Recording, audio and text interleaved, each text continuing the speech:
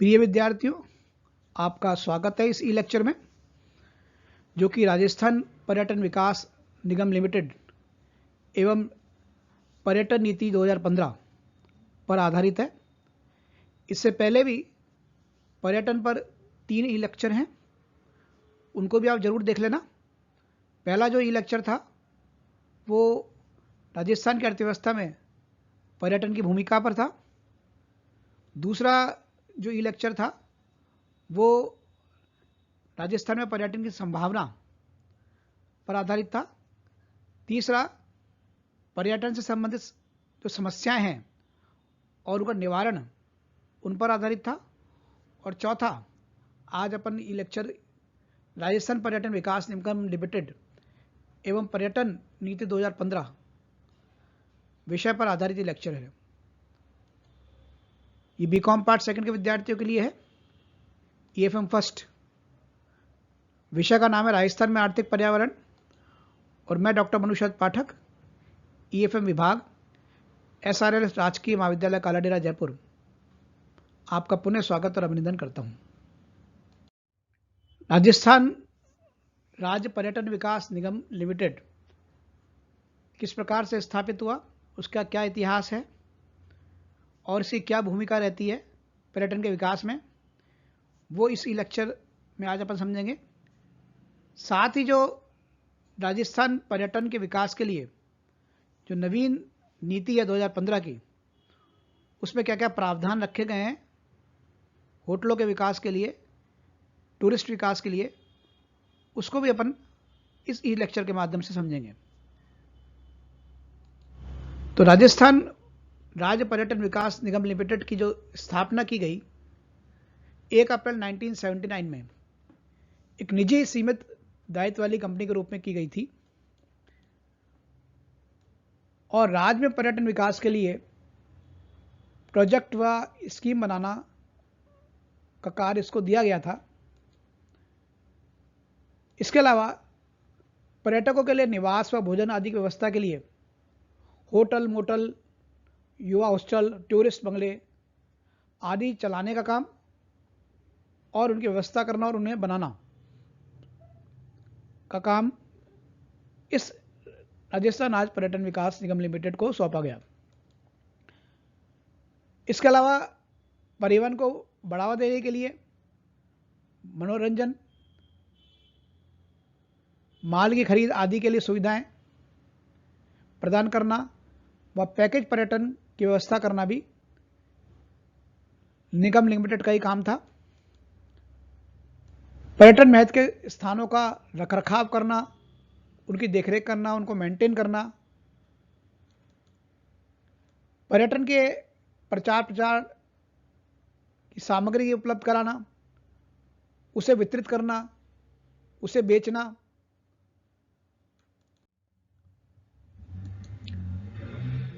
इसके अलावा apart from lodging and service sector यानी ठहरने की और सेवा के अलावा RTDC also running luxury trains like palace on wheels, royal Rajasthan on wheels with collaboration of Indian railway.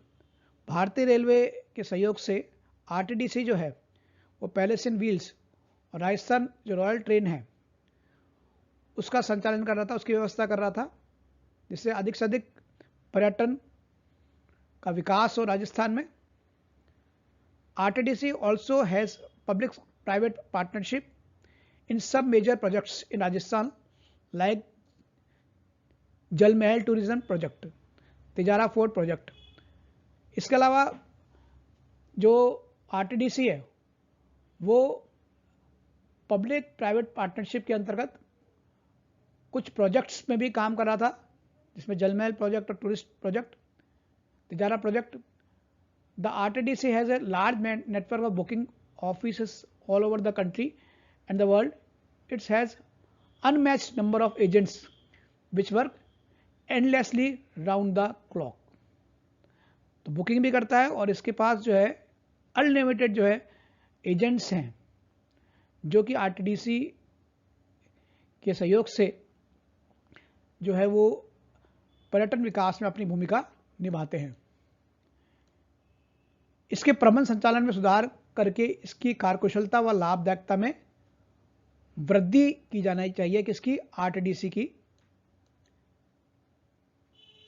क्योंकि देखा जाए 2012 और 13 में आंकड़े देखे जाए तो इसके कुल साधन 83.55 करोड़ के थे। इसे 2012-13 में कर के पश्चात शुद्ध घाटा जो हुआ वो 11.50 करोड़ का हुआ, जबकि 2011-12 में ये 11.64 करोड़ का था। तो इसका मतलब आरटीडीसी घाटे में चल रही है 2012 और 13 के आंकड़ों के अनुसार। तो उसमें सुधार की आवश्यकता है, कई कदम इसके लिए उठाने की आवश्यकता है।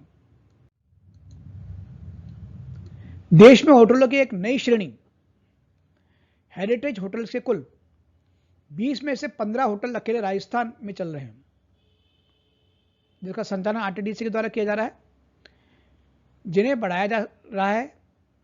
एक वीडियो कैसेट डेजर्ट ट्रायंगल तैयार किया गया है, जिसमें जोधपुर, जैसलमेर, बीकानेर, डूंगरपुर, बांसवाड़ा व भीलवाड़ा क्षेत्रों के पर्यटन स्थलों व वहां की संस्कृति को चित्रित किया गया है।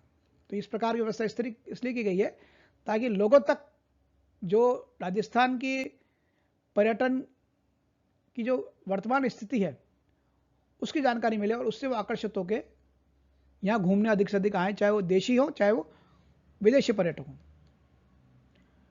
अब राजस्थान पर्यटन जो नीति है, इकाई की नीति है 2015 की, उसको भी थोड़ा सा समझ लेते हैं क्या क्या उसमें परिवर्तन किया गया, किस प्रकार से पर्यटन के विकास में एक अहम भूमिका रही इस नीति की।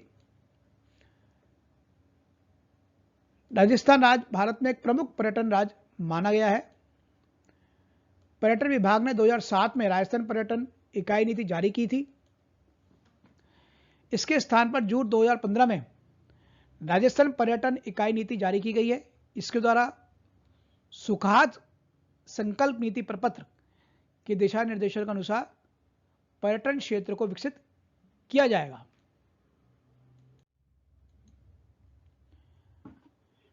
इसमें निर्धारित समय सीमा में पर्यटन इकाइयों के लिए भूमि का रूपांतरण शामिल है। हेरिटेज होटलों को पट्टा देना, जिला स्तर समिति द्वारा निर्धारित दरों पर पर्यटन के लिए भूमि का आवंटन करना शामिल है इस नीति में। नए होटलों व हेरिटेज होटलों के लिए समय सीमा में भवन निर्माण की योजनाओं को स्वीकृत करना इसमें शामिल है। विभिन्न सरकारी विभागों जैसे राजस्व, शहरी विकास व आवास तथा स्थानीय स्वयं शासन, पंचायती राज आदि द्वारा स्वीकृत पर्यटन संबंधित नियमों को लागू करना। पूर्व में जारी राजस्थान निवेश प्रोत्साहन स्कीम 2015 में पर्यटन इकाइयों के लिए स्वीकृत नीति को लागू करना।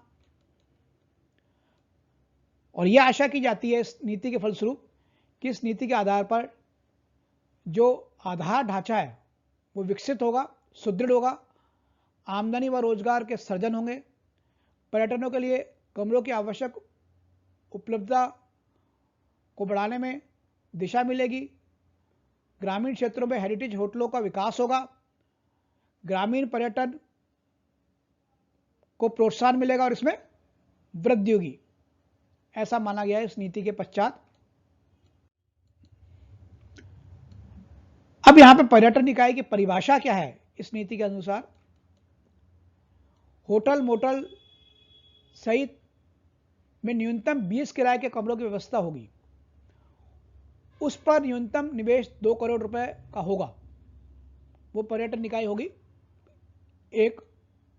दूसरी, हेरिटेज होटल का आशय का क्या अर्थ है, वह होटल जो एक किला हो, एक महल, एक हवेली आदि स्थलों में कार्यरत होता हो, जो 1 जनवरी 1950 से पूर्व निर्मित हुआ हो, वो हेरिटेज होटल कहलाएगा। एक बजट होटल क्या है, वह होता है जिसमें न्यूनतम 20 किराए के कमरे होते हैं और निवेश की न्यूनतम राशि 2 करोड़ रुपए होती है, जो विलासिता कर के दायरे में नहीं आता और उचित कीमतों पर सुविधाएं प्रदान करता है। रेस्तरां या कैफेटेरिया निवेश न्यूनतम 1 करोड़ रुपए भूमि की लागत के अलावा एक साथ न्यूनतम 40 व्यक्तियों यात्रियों आने वाले लोगों के बैठने की व्यवस्था हो और किचन टॉयलेट की व्यवस्था हो। ऐसा जो जगह है वो कहलाएगी रेस्टोरेंट या कैफेटेरिया। रिसोर्ट कैसा होना चाहिए? खेल व मनोरंजन की सुविधा होनी चाहिए उसमें, राइडिंग, स्विमिंग व सामाजिक सुविधाएं, छुट्टियां बिताने के लिए कॉटेज कमरे होने चाहिए उसमें।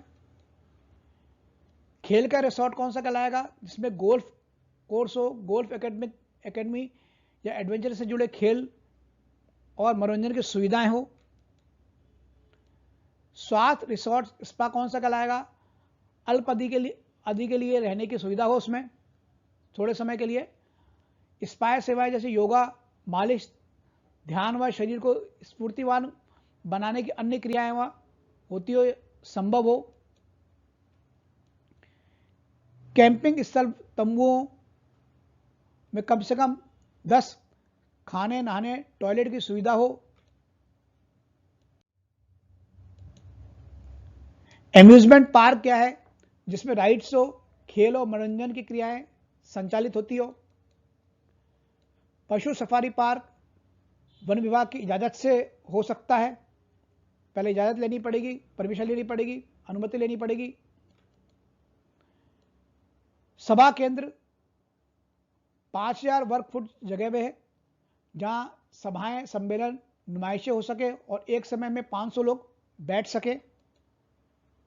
म्यूजियम ऐतिहासिक, वैज्ञानिक, कलात्मक, सांस्कृतिक रुचि के मध्य एकत्र हो, जो टिकट के बिना या टिकट सहित खुले हो, नियम व कानून के तहत जो स्थापित हो। पर्यटक लग्जरी कोच जो पर्यटन को विभिन्न स्थलों पर घुमा सके, भ्रमण करा सके, जिसमें बैठने की न्यूनतम क्षमता 13 सीट की हो। कारवां राज्य परिवहन विभाग में पंजीकृत एक विशेष किस्म की गाड़ी होती है, न्यूनतम 4 बिस्तर सहित समूह उन्मुख फुर्सत में यात्रा के लायक होनी चाहिए वो। क्रूज कौन सी जगह है? पर्यटन समुद्र पर्यटन के लिए बोट, नाव कहलाती है, न्यूनतम 4 लोगों के बैठने की व्यवस्था होती है इसमें, जो झील या नदी में संचालन के लायक हो वो क्रूज होगी, ये उसके लिए नियम है। होटलों व अन्य पर्यटक इकाइयां जो भारत सरकार के पर्यटन विभाग के अंतर्गत आती है, उन्हें ये रियायतें व प्रेरणाएं दी जाएगी। राजस्थान पर्यटन इकाई नीति 2015 के क्रियान्वयन की सफलता की शर्तें, ये निम्नलिखित शर्तें हैं। इसके लिए आवश्यक है कि उद्यमकर्ता पर्यटन उद्योग में भाग लेने के लिए ज़्यादा से ज़्यादा संख्या में आगे आएं, तभी ये नीति जो है सफल हो सकती है, इसका क्रियान्वयन सफल हो सकता है। इसके लिए सरकार आधार ढांचे के विकास करे, सड़क संचार आदि पर पर्याप्त मात्रा में व्यय करे, ये जरूरी है इसकी नीति की सफलता के लिए। होटलों व अन्य विश्राम गृहों के निर्माण की व्यवस्था पर पर्याप्त ध्यान दिया जाए। इसके लिए नौकरशाही ठेकेदार विभिन्न विभागों सक्रिय रूप से विकास में भागीदार हों और विलंब के प्रति शून्य सहनशीलता हो, यानी डिले नहीं हो, और डिले जो है टॉलरेंस नहीं हो।